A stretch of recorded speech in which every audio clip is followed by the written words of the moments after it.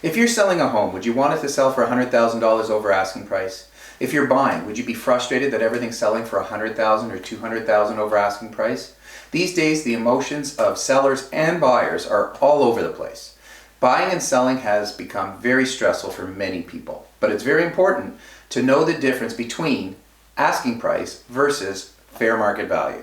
Hi, I'm Michael Shuster, multi-award winning real estate specialist in the Greater Toronto Area and the surrounding suburbs.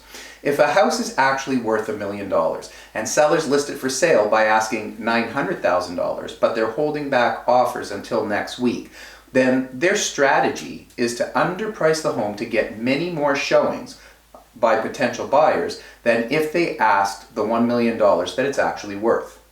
With many more showings, there's a much greater chance, especially when there's no other inventory or homes for sale, there's a better chance for more than one buyer to make an offer on offer day.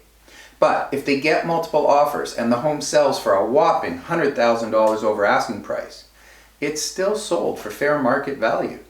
The seller didn't get $100,000 more than they hoped for. The seller didn't get $100,000 more than it's worth. And the buyers don't have to stress that they paid $100,000 more than what it's actually worth. It was just $100,000 over the asking price. This strategy has created a lot of misperception in the real estate market and a lot of anxiety and emotional volatility for both buyers and sellers. So what's the moral of the story? Well, the answer or solution is really quite simple, believe it or not.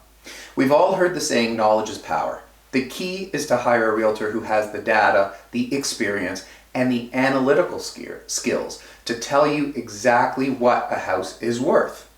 If you're a seller, then you can employ whatever strategy you want, but you won't accept an offer unless it's at least what your home is worth or more.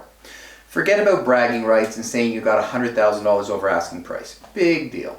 You want to get at least fair market value.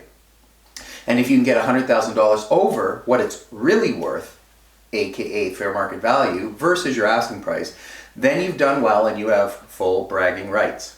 Now, if you're a buyer, then the multiple offer scenario can be very stressful, but it doesn't mean you can't make a good deal. You just need to have a really good realtor who knows exactly what a home is worth if you're considering submitting an offer.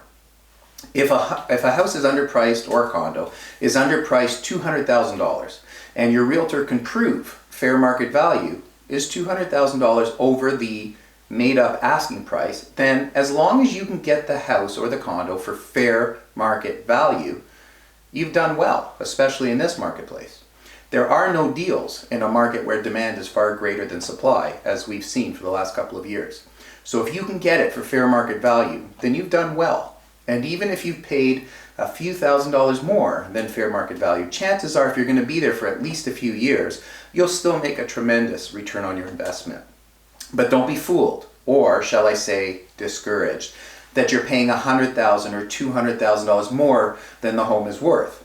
People often confuse or blur the difference between asking price versus fair market value. So if you want to know more about pricing strategies or the process of buying or selling a home, I'm always happy to chat.